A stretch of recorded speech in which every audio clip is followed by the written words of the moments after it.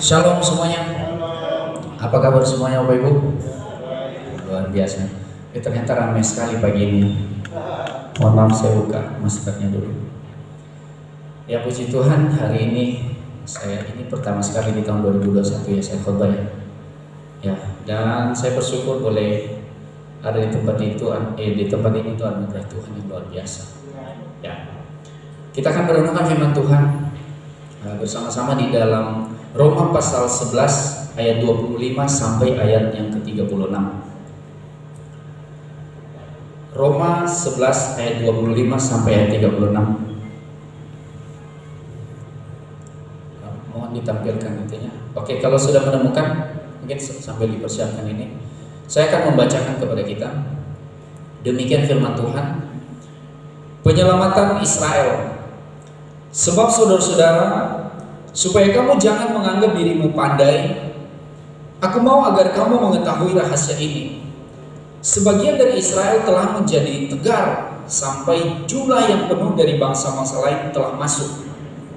Dengan jalan demikian seluruh Israel akan diselamatkan, seperti ada tertulis, dari Sion akan datang penebus, ia akan menyingkirkan segala kefasikan daripada Yakub. Dan inilah perjanjianku dengan mereka, apabila aku menghapuskan dosa mereka. Mengenai Injil, mereka adalah seteru Allah oleh karena kamu, tetapi mengenai pilihan, mereka adalah kekasih Allah oleh karena nenek moyang. Sebab Allah tidak menyesali kasih karunia dan panggilannya. Sebab sama seperti kamu dahulu tidak taat kepada Allah, tetapi sekarang beroleh kemurahan oleh ketidaktaatan mereka. Demikian juga mereka sekarang tidak taat, supaya oleh kemurahan yang telah kamu peroleh, mereka juga akan beroleh kemurahan. Sebab Allah telah mengurung semua orang dalam ketidaktaatan, supaya ia dapat menunjukkan kemurahannya atas mereka semua. Oh, alangkah dalamnya kekayaan hikmat dan pengetahuan Allah, sungguh tak terselami keputusannya, dan sungguh tak terselami jalan-jalannya. Sebab siapakah yang mengetahui pikiran Tuhan? Atau siapakah yang pernah menjadi penasihatnya? Atau siapakah yang pernah memberikan sesuatu kepadanya sehingga ia harus menggantikannya? Ayat 36 kita baca secara bersama-sama. 1, 2, 3. Sebab segala sesuatu adalah dari Dia, dan oleh Dia, dan kepada Dia, bagi Dialah kemuliaan sampai selama-lamanya. Amin. Ya. Sedemikian jauh pembacaan firman Tuhan pada hari ini, dan yang diberkati adalah orang yang mendengarkan firman Tuhan dan terlebih yang melakukan dalam kehidupannya hari lepas hari. Itu firman Tuhan. Ya. Roma pasal 11 ini punya latar belakang tersendiri. Nanti akan saya jelaskan, dan pada kesempatan ini saya memberikan satu tema kebenaran firman Tuhan ini, yaitu kemurahan Tuhan bukan hal murahan. Ya. Ketika tadi saya sampai di tempat ini, saya menyapa Bapak Ibu Saudara dan saya katakan ketika saya berdoa, saya bilang semua karena anugerah Tuhan kehidupan kita. Bahkan ketika tadi pujian pertama sekali dinyanyikan itu, ku tahu hidupku adalah penyembahan. Ku tahu hidupku adalah penyembahan, segenap hatiku. Setiap kita pasti akan mengakui keadaan itu dan berkata, semua oleh karena kemurahan Tuhan. Siapapun kita, bahkan orang yang tidak mengenal Tuhan sekalipun pasti berkata demikian. Dia akan berkata, ini semua karena anugerah Tuhan. Betul ya? Namun sering kita mendengar hal itu semacam kata-kata klasik gitu. Kasarnya latah saja. Terlalu biasa gitu untuk berkata, ya semua karena anugerah Tuhan. Dalam setiap keadaan, ketika kita bertemu dengan orang sukses, orang hebat, mungkin dia berprestasi, orang kaya secara materi, misalnya dia kaya secara harta. Ketika kita berbicara panjang lebar kepada dia, dia akan berkata kepada kita, semua karena anugerah Tuhan. Tetapi ayat yang terakhir tadi kita baca sama-sama itu menunjukkan sebenarnya bahwa sebab segala sesuatu adalah dari Dia dan oleh Dia. Nah, kebanyakan orang-orang yang berkata adalah semua karena kemurahan Tuhan, berhenti sampai di dua hal itu, berkata bahwa segala sesuatu dari Dia dan oleh Dia. Misalnya kita mendapatkan berkat yang banyak, oh itu dari Dia. Kita dapatkan jabatan yang bagus, itu oleh karena Tuhan. Itu dari Tuhan, semua dari Tuhan. Tetapi kita lupa ada satu kalimat di belakang yang berkata kepada Dia. Nah, ini seringkali menjadi sumber masalah dalam kehidupan kita sebagai orang Kristen. Sehingga kemurahan Tuhan bukanlah hal murahan. Murah bukan murahan, Bapak Ibu. Saya benar-benar menyelami firman Tuhan, benar-benar mau memahami. Dari bulan Oktober lalu sebenarnya saya sudah diberkati dengan firman Tuhan ini. Kalau Sari sama Simon tidak lupa, saya pernah sharing ke mereka ayat firman Tuhan ini, bahwa segala sesuatu dari Dia, oleh Dia, dan kepada Dia. Saya menyadari betul itu. Tetapi semakin diperlengkapi, ada beberapa kesaksian nanti yang saya akan sampaikan kepada Bapak Saudara. Nah, harapan itu memang harusnya tidak sebagai sebuah ucapan bibir saja, tetapi benar-benar dari hati. Yang tadi saya katakan, orang terlalu banyak mengingat bahwa sebab segala sesuatu dari Dia dan oleh Dia, tetapi lupa bahwa itu adalah kepada Dia. Nah, ini seringkali menjadi masalah utama dalam kehidupan orang Kristen. Oh, sudah bangga sekali, semua kan anugerah Tuhan. Saya berdiri di tempat ini, Bapak Ibu, itu anugerah Tuhan. Tetapi saya lupa bahwa itu saya harus persembahkan kepada Tuhan. Ketika saya lupa mempersembahkan kepada Tuhan, itu artinya saya sombong di sini, ya kan? Saya sok-sokan di sini, saya anggap sepele hamba Tuhan. Nah, itu saya sudah lupa bahwa itu adalah kepada Tuhan. Saya tidak persembahkan lagi untuk Tuhan, tapi saya jadikan ini sebagai ajang untuk mencari duit. Saya bisa diminta, saya beberapa kali diminta jadi pembicara. Pak, tarifnya berapa, Pak? Saya bilang free. Saya tidak hidup dari situ. Tuhan memberkati saya dengan cara yang unik, dengan cara yang luar biasa. Pak, minta tolong Pak, kami mau sharing begini Pak, datang ke sini. Pulang misalnya kita datang, pulang dikasih amplop, saya bilang buat apa? Ini Pak, terima kasih sudah datang. Oh tidak, nggak perlu. Kalau saya lupa bahwa itu adalah kepada Dia, saya akan ambil. Berbeda dengan kehidupan hamba Tuhan. Hamba Tuhan memang hidup dari mesbah, memang hidup dari pelayanan. Itu berbeda versinya dengan saya. Saya tahu semua dari Tuhan, oleh Tuhan, dan harus kepada Tuhan. Amin. Nah, ini seharusnya menjadi bagian hidup kita sebagai orang-orang yang mengaku bahwa semua oleh karena kemurahan Tuhan. Jadi kemurahan Tuhan bukan hal murahan. Kita melihat latar belakang ini, penulisan dari ayat 25 sampai ayat 33 ini, latar belakangnya seperti ini. Ketika Rasul Paulus melihat kehidupan orang-orang di Roma ini, jemaat di Roma ini, mereka begitu sulit untuk diyakinkan tentang kebenaran, sulit diyakinkan tentang Yesus Kristus. Sehingga pada akhirnya, oleh karena kekerasan hati orang Israel itu, pada akhirnya bangsa-bangsa lain itu, termasuk orang Yahudi, orang Yunani, orang Samaria, dan termasuk kita pada hari ini, pada akhirnya beroleh keselamatan. Sebenarnya diperuntukkan hanya untuk orang-orang Israel keselamatan itu awalnya. Tetapi oleh karena kekerasan hati mereka, perhatikan itu ayat, sebenarnya dari ayat 11 sampai ayat 11-12 kalau tidak salah itu. Kalau Bapak Ibu perhatikan di ayat 11-nya, saya baca ya. Maka aku bertanya, adakah mereka tersandung dan harus jatuh? Sekali-kali tidak. Tetapi oleh pelanggaran mereka, keselamatan telah sampai kepada bangsa-bangsa lain. Nah, ini yang tadi saya bilang, supaya membuat mereka cemburu. Mereka ini siapa? Orang Israel. Sebab jika pelanggaran mereka berarti kekayaan bagi dunia, dan kekurangan mereka kekayaan bagi bangsa-bangsa lain, terlebih-lebih lagi kesempurnaan mereka. Ayat 25 perhatikan. Sebab saudara-saudara, supaya kamu jangan menganggap dirimu pandai, aku mau agar kamu mengetahui rahasia ini. Sebagian dari Israel telah menjadi tegar. Tegar itu keras kepala, susah diajarin, susah dibilangin, ya kan? Sampai jumlah yang penuh dari bangsa-bangsa lain telah masuk. Masuk di mana? Masuk di dalam kerajaan Allah. masuk menjadi bagian milik kepunyaan Allah. Dengan jalan demikian, ayat 26, seluruh Israel akan diselamatkan seperti ada terus dan seterusnya. Nah, saya menjelaskan seperti ini, bahwa kekerasan hati Israel ini menyebabkan bangsa-bangsa yang tidak termasuk umat pilihan Allah akhirnya dipilih Allah untuk beroleh keselamatan. Ya, ketidaktaatan itu menjadi sarana bagi Allah untuk membuat orang-orang Israel ini cemburu, dan mereka tidak menganggap sepele kemurahan Tuhan itu. Mereka tidak menganggap sepele kemurahan Tuhan. Jadi kemurahan Tuhan yang Tuhan berikan itu bukan hal murahan. Itu yang dijelaskan oleh Rasul Paulus kepada mereka, bahwa Tuhan sudah memberikan itu. Dia membuat engkau cemburu supaya engkau akhirnya beroleh keselamatan.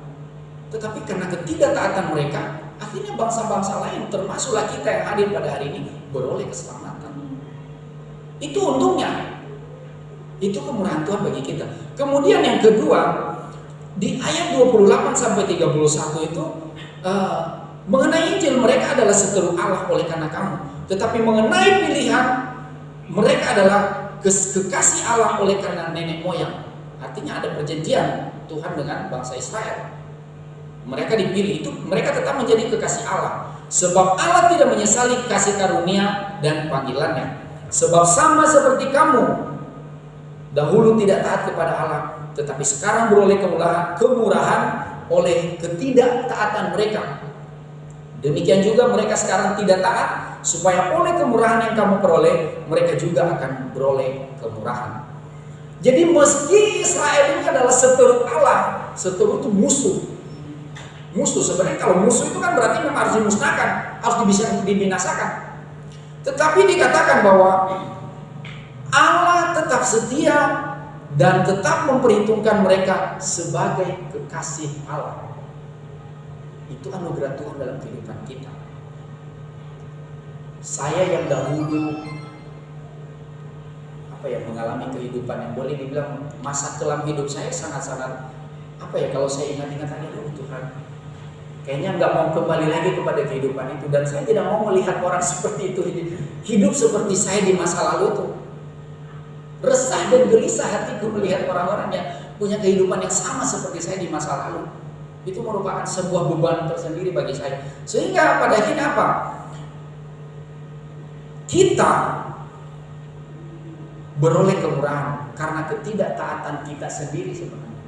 Kemurahan itu ada di situ, tetapi bukan murah. Ya, paham ya sampai di sini Bapak Ibu ya? Jadi ketika kita tidak taat, kita ini masih dikasihani loh. Kasih setia Allah masih tetap ada. Coba kalau setiap hari kita berdosa, setiap berdosa dihukum oleh Tuhan. Salah sendiri, mulut kita ini salah berbicara, lidah kita dikerat sama Tuhan. Kebayang gak kasih karunia Tuhan itu bagi kita? Karena ketidaktaatan kita pun kasih karunia itu, kemurahan Tuhan itu ada di dalam itu. Tetapi jangan bangga dulu dengan kehidupan itu. Mari kita melihat berikutnya. Bahwa sehingga pada akhirnya Rasul Paulus berkata di ayat 36-33 itu dia berkata, oh alangkah dalamnya kekayaan hikmat dan pengetahuan Allah, ya kan?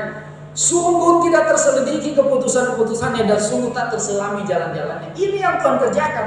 Dalam ketidaktaatan kita pun Tuhan masih menyatakan kemurahannya. Apalagi ketika kita masih hidup dalam kebenaran, wah itu lebih hebat lagi, lebih luar biasa lagi. Ya.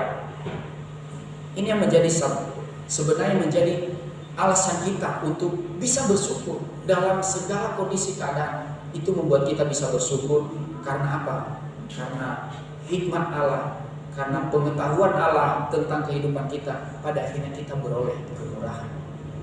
Ya. Namun bagaimana supaya kemurahan itu ini yang tadi saya rasakan.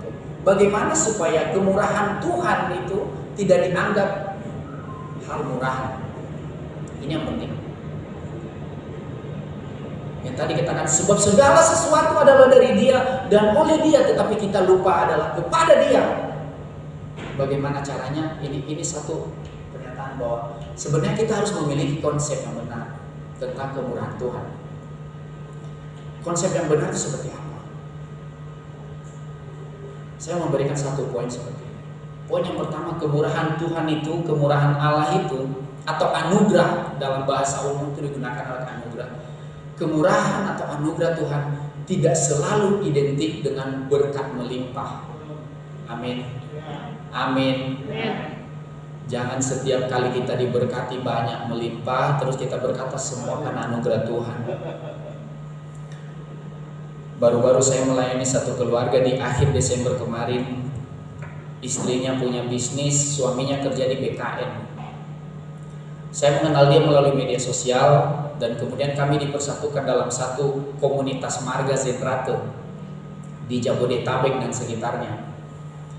Dan tahun lalu waktu kami Natal di sana, saya diundang untuk pelayanan di sana. Saya ikut pelayanan di sana. Saya ketemu dengan keluarga ini dan mereka sudah menikah 7 tahun.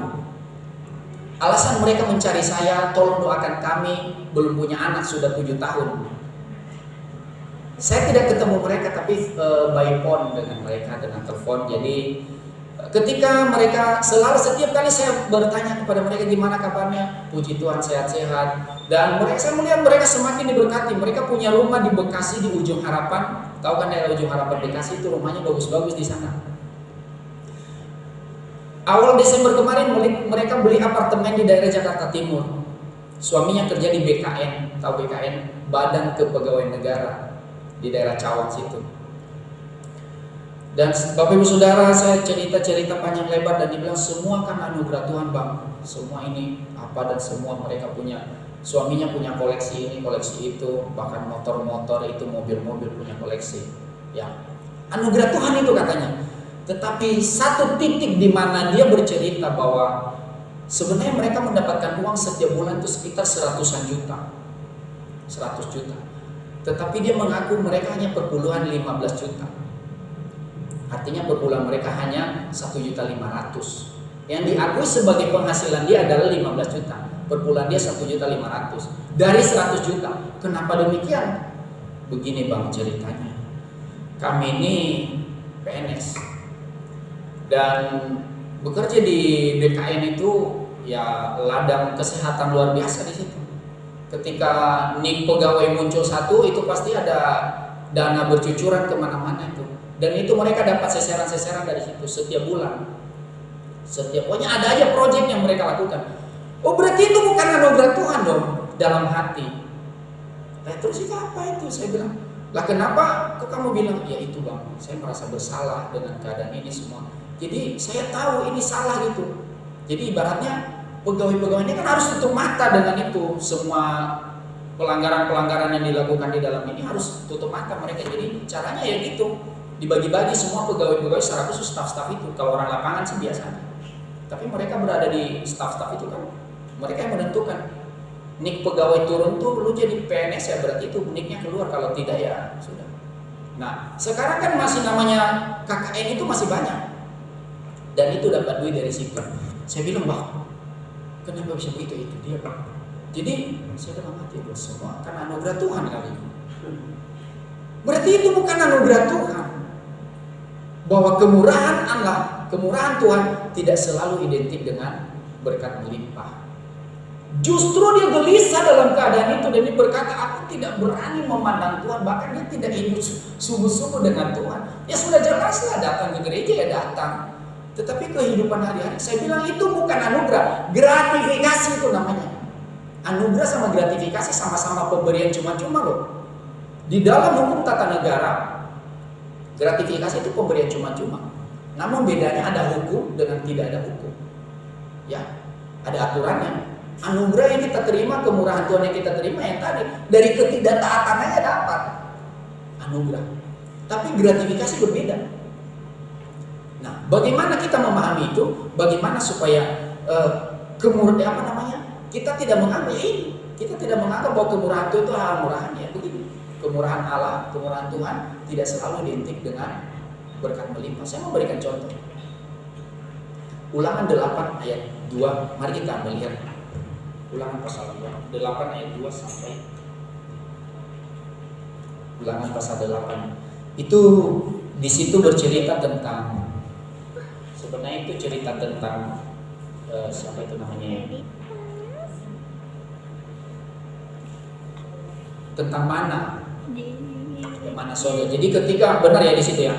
Mulai dari ayat 2, ingatlah kepada seluruh perjalanan yang kau lakukan atas kehendak Tuhan Allahmu di padang gurun selama 40 tahun.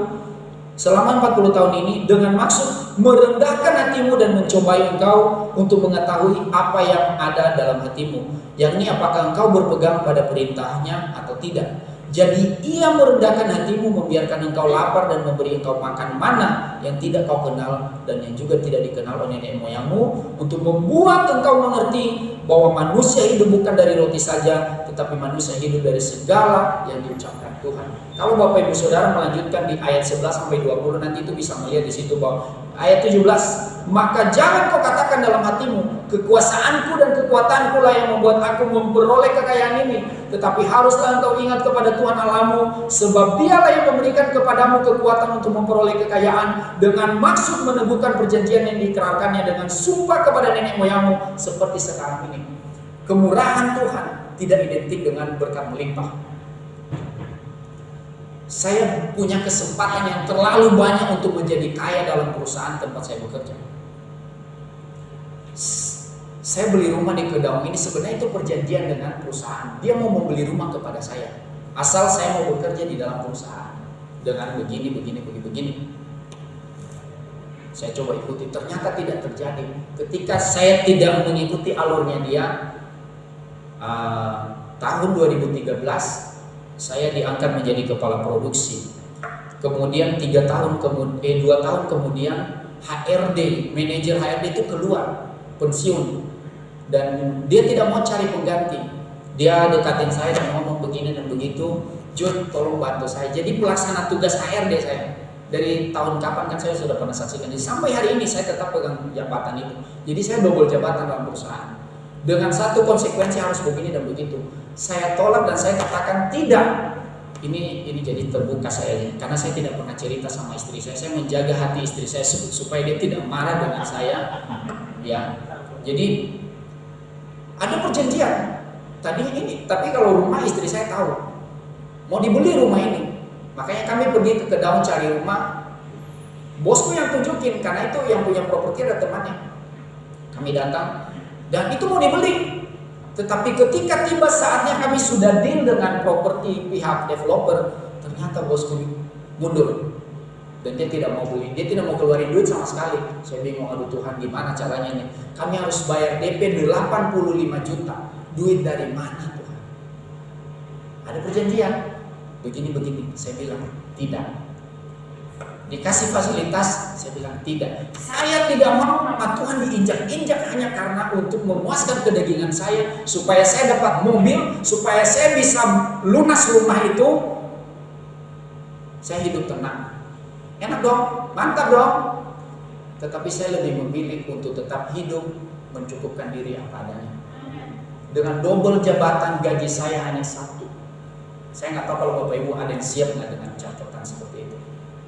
Saya tidak memberontak.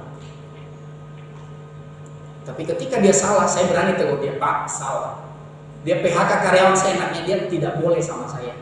Kecuali memang orang udah susah dibilangin, ya PHK silakan. Ini orang bermasalah.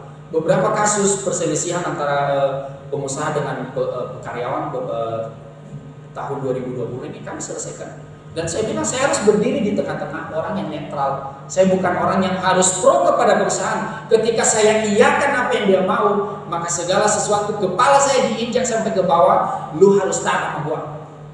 Kalau kagak, tarik semua fasilitas. Ciumnya nyali saya, sangat-sangat cium. Tetapi saya bilang kemurahan Tuhan tidak selalu identik dengan berkat melimpah. Amin. Tidak selalu menjadi patokannya. Karena apa? Setiap orang itu akan terlihat benar-benar hidup atau tidak hidup karena kemurahan Tuhan melalui hal seperti ini. Dalam sikap dan tindakannya dalam mengasihi Tuhan akan kelihatan. Dia benar mengasihi Tuhan gak sih? Ketika sudah memiliki harta kekayaan masih tetapkah mengasihi Tuhan apa? Atau ketika sebelum diberkati dan berkata Tuhan tolonglah, berkat melimpah Tuhan, menangis di depan Tuhan, Tuhan belum dapat pekerjaan, Tuhan tolonglah. pendeta berdoa terus supaya dapat pekerjaan. Giliran dapat pekerjaan, diberkati, mobil ada, rumah ada, jabatan ada, tindakannya dalam hal mengasihi Tuhan sudah mulai ciut. Tidak pernah datang ke ibadah. Sibuk Pak Pendeta, saya lagi di luar kota, lagi sibuk, lagi banyak alasan. Sudah mulai. Harusnya dia tahu cara bersyukur ya ketika orang. Nah kemudian hal yang kedua, dalam ibadah dan persekutuannya kepada Tuhan, tentunya meningkat, bukan semakin ciut. Bukan aduh pagi-pagi buru-buru, aduh belum sempat itu, gimana ya, belum berdoa udah tancap gas berangkat, udah lupa. Ibadah hari Minggu nggak pernah datang ibadah lagi. Kenapa? Sibuk bisnis, pekerjaan masuk terus, lembur banyak, ya kan? Ini masalah. Jadi berkat melimpah tidak selalu ya. Kemudian kesaksian hidupnya tidak menjadi batu sandungan. Orang yang berkata semua karena anugerah Tuhan, tetapi kesaksian hidupnya menjadi batu sandungan bagi orang lain. Jadi korupsi kamu, batu sandungan kok. Tetapi ketika dia melihat saya berkhotbah di sini dan orang di luar sana melihat, di mana-mana kan orang posting di media sosial, lihat, oh iya berarti memang hidup Bapak itu memang diberkati ya. Dengan berkat yang double jabatan, satu gaji itu udah anugerah Tuhan buat saya. Saya masih tetap taat, masih tetap melakukan tugas saya sampai sekarang itu yang dibilang anugerah Tuhan. Sama ketika rumah itu dibilang gak jadi dan tidak di ini sama sekali, saya bilang udah apa-apa. Sampai hari ini kami masih bisa hidup, walaupun dari bulan sampai Februari nanti kami baru bayar lagi karena kami ada penangguhan kredit sampai bulan Februari nanti. Jadi awal Februari kami sudah harus mulai cicil rumah. Ya karena masalah pandemi ini kan. Tapi saya percaya Tuhan sediakan semuanya tepat pada waktunya bagi kami. Saya bersyukur untuk anugerah Tuhan itu. Dan itu saya bilang itu bukan karena kehebatan saya, bukan karena kekuatan saya. Ketika dibilang enggak jadi saya beli, saya udah pikir-pikir waktu itu rumah saya udah cash lah, udah tenang lah pikiran saya. Karena gajinya pas-pasan gitu loh ibaratnya. Itu. Jadi saya bilang udah anugerah Tuhan lah hidup ini, benar-benar anugerah Tuhan. Nah kemudian hal yang kedua, kemurahan atau anugerah Tuhan itu tidak terselami oleh hikmat dan pengetahuan kita. Kenapa bisa demikian? Karena anugerah, perhatikan yang 33 tadi. Karena anugerah itu lahir dari hikmat Allah ya. Lahir dari hikmat Allah. Pengetahuan, pikiran Allah yang tidak terselami dalam seluruh kehidupan kita. Itulah kemurahan Tuhan yang tidak terselami oleh akal pengetahuan kita. Seringkali kita tidak tahu bagaimana cara Tuhan untuk menolong memberkati kita di saat-saat susah itu. Dan itulah hikmat Tuhan dan pikiran Allah yang tidak terselami bagi kita.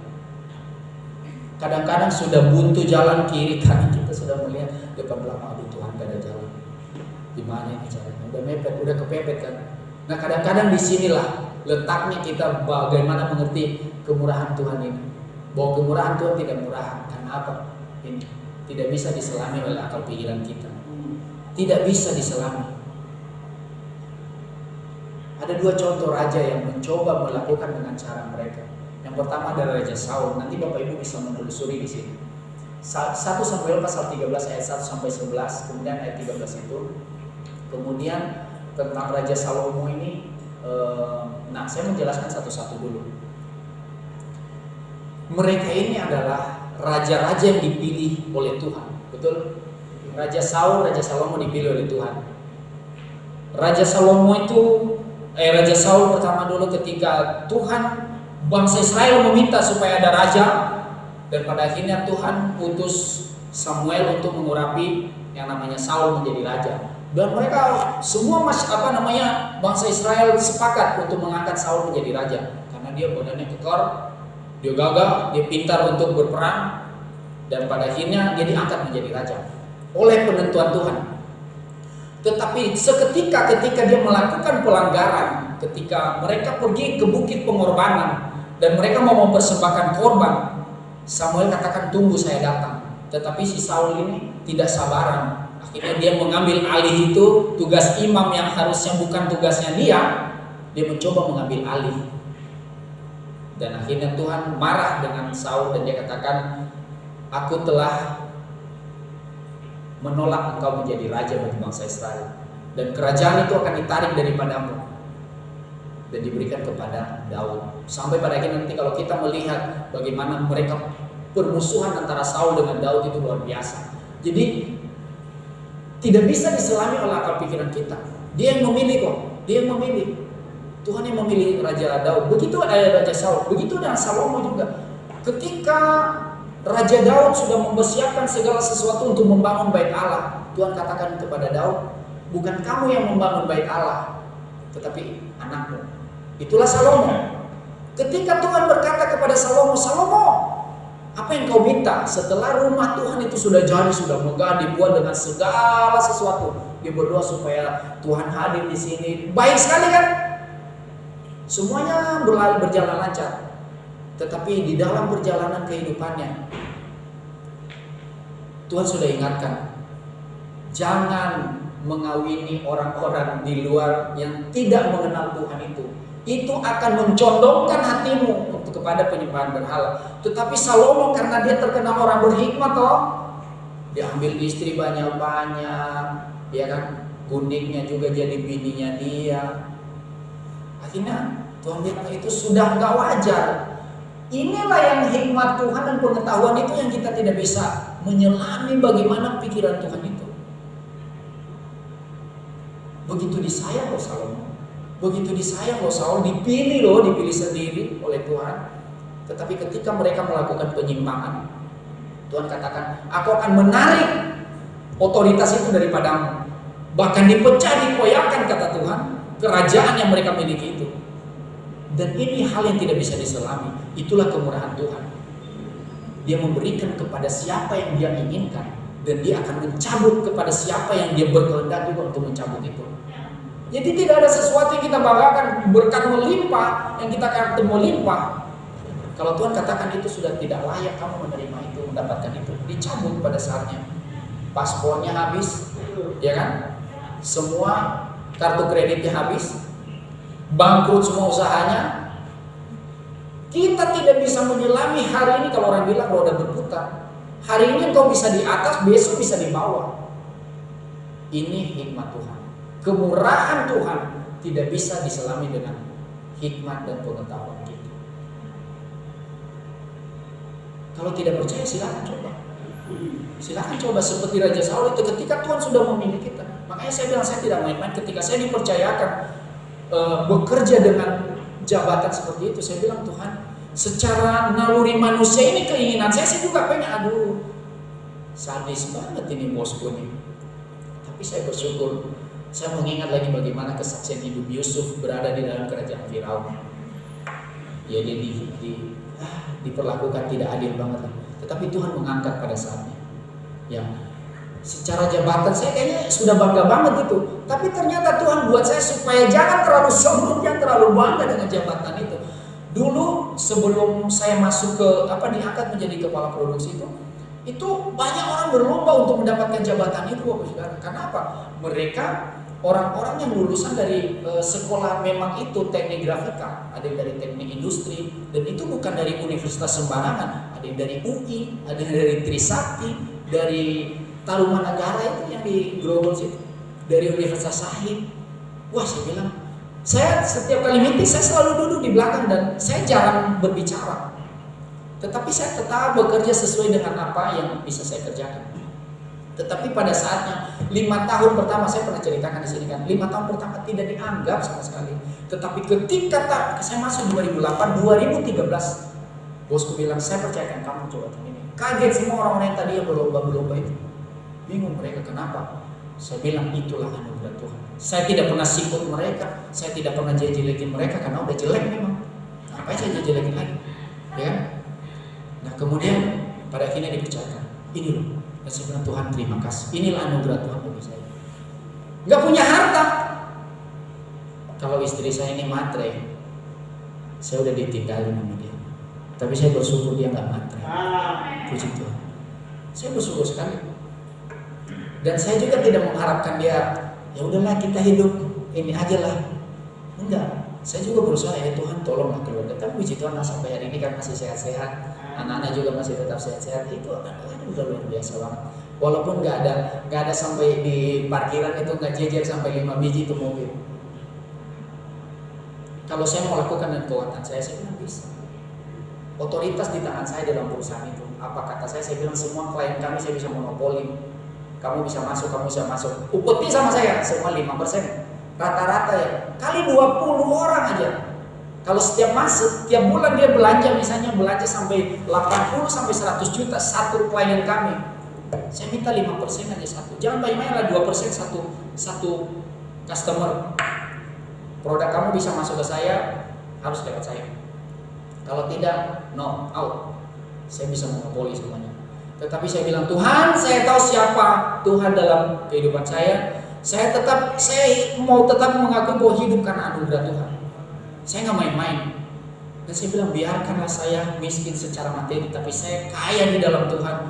Dan kelihatan orang-orang melihat, oh iya Bapak ini memang nggak mau curang. Saya nggak mau. Dan kelihatan orang-orang yang melakukan kecurangan itu kiri kanan saya lihat tumbang satu-satu.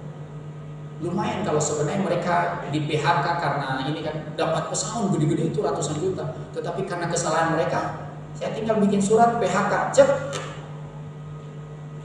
Gak dibayar pesangon. Kenapa? Mau perkara sama saya, situ salah. Sudah mencuri, sudah melakukan penggelapan ini. Yang tadi saya bilang, semua dia monopoli dengan klien kami. Jadi dia kerjasama sama orang luar, gini, ambil keuntungan. Dan itu gak tanggung-tanggung ratusan juta. Saya bilang itu harusnya bagian saya. Tapi saya bilang, Tuhan, saya tidak mau mengotori kehidupan keluarga saya hanya gara-gara saya begini aja. Gak usah goyang-goyang. Ya kan? Kalau orang bilang kan, kalau istri begini itu bersyukur. Tapi kalau dia sudah sampai begini, hati-hati. Betul ya? Ya itu. Saya nggak mau, saya begini aja. Saya tetap mengasihi Tuhan, saya tetap melakukan yang terbaik. Kita tidak bisa menyelam dengan hikmat dan pengetahuan kita. Orang yang dipilih Tuhan aja Tuhan bisa. Udah selesai masa hidupmu. Ya. Sehingga pada akhirnya kita bisa berkata yang pasal 36 ini, sebab segala sesuatu adalah dari Dia dan oleh Dia. Nah ini, dan kepada Dia, bagi Dialah kemuliaan sampai selama-lamanya. Ini harusnya menjadi bagian kita. Sehingga ketika kita sudah memulai dengan pengakuan itu, sebab segala sesuatu adalah dari Dia dan oleh Dia, maka selesaikanlah di dalam Dia, kepada Dia, untuk kemuliaannya sampai selama-lamanya.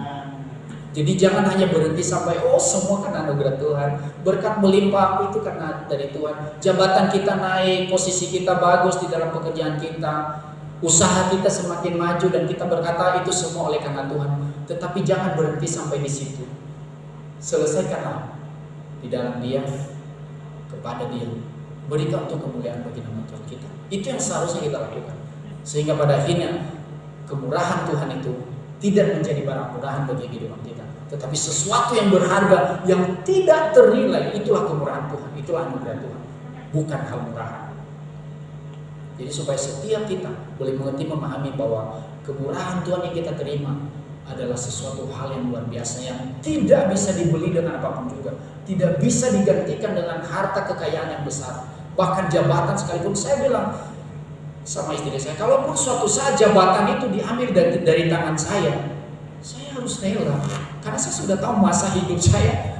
Ya, ada orang-orang di bawah saya yang sekarang ini saya sedang latih mereka, saya sedang didik mereka untuk menjadi pemimpin ke atas. Saya tahu paling sekarang usia saya 40. Paling lama kan 58 tahun karyawan itu udah harus pensiun. Berarti 18 tahun lagi saya sudah harus siap, dan bahkan mungkin gak sampai 18 tahun kalau Tuhan bilang sudah waktunya. Entah apa yang Tuhan bilang, udah kamu yang punya perusahaan lah. Kan bisa saja, kita tidak tahu. Karena apa? Hikmat Tuhan itu tidak bisa diselami dengan akal pikiran. Atau juga Tuhan sebaliknya bilang, itu udah gak layak kamu menjadi punya double jabatan. Dua-duanya dihilangin aja. Karena apa? Ketidaktaatan seperti yang dilakukan oleh Saul sama Salomo tadi. Makanya saya jaga betul, saya bilang, Tuhan tolong. Memang tidak mudah mempertahankan kelakuan bersih itu di hadapan Tuhan. Seperti Mazmur, bagaimana seorang muda mempertahankan kelakuan yang bersih di hadapan Tuhan? Dengan menjaganya sesuai dengan firman. Mudah nggak? Enggak mudah. Ada harga yang harus kita bayar. Yang seperti tadi, Pak Jun kasih fasilitas yang Tapi lu harus ikut gua. Gua bilang A ya lu A, jangan tentang. Oh no, tidak bisa. Oh tidak bisa. Tetapi saya bersyukur saya tidak dimusuhi. Biasanya kalau orang sudah bilang tidak bisa itu, dimusuhi loh. Kalau bisa besok-besok ditenang, lu jangan di sini lagi, disingkirin, dipinggirin, ya lu keluar sendiri. Tapi saya bersyukur ketika saya memberikan pemahaman, Pak, saya ini hamba Tuhan, Pak. Jadi saya tidak bisa curang seperti itu, Pak. Ketika Bapak mau bikin aturan seperti maunya Bapak dalam perusahaan, gak bisa buat saya. Berat buat saya. Hati saya ini memberontak, Pak. Gak bisa. Hari Minggu saya tidak bisa datang ke gereja, ke kerja, Pak. Jadi mohon maaf, kalau Bapak memilih saya seperti ini, memberikan tugas ini kepada saya tidak bisa bekerja hari Minggu, itu syarat utama dulu. Kalau Bapak mempercayakan itu benar dari pertama, saya ingat, Pak. Kalau Bapak mempercayakan jabatan ini sama saya, hari Minggu saya tidak bisa bekerja, Pak. Kalau Bapak setuju, oke. Kalau tidak, nggak boleh. Ketika dia bilang kamu jadi PLT HRD, saya bilang, Pak, kalau Bapak mempercayakan ini lagi, begini, saya nggak mau. Nantilah kita siapin fasilitas begini. Jadi cuma dijanji-janji doang. Kalau kata istri saya, lu mah dibohongin doang. Lu ditipu, dibohongin. Jadi kayaknya, ini loh ntar kita kasih ini ya. Jadi saya hati-hati banget cerita sama istri saya apapun yang saya dapatkan dari perusahaan, dan saya bilang gimana ya.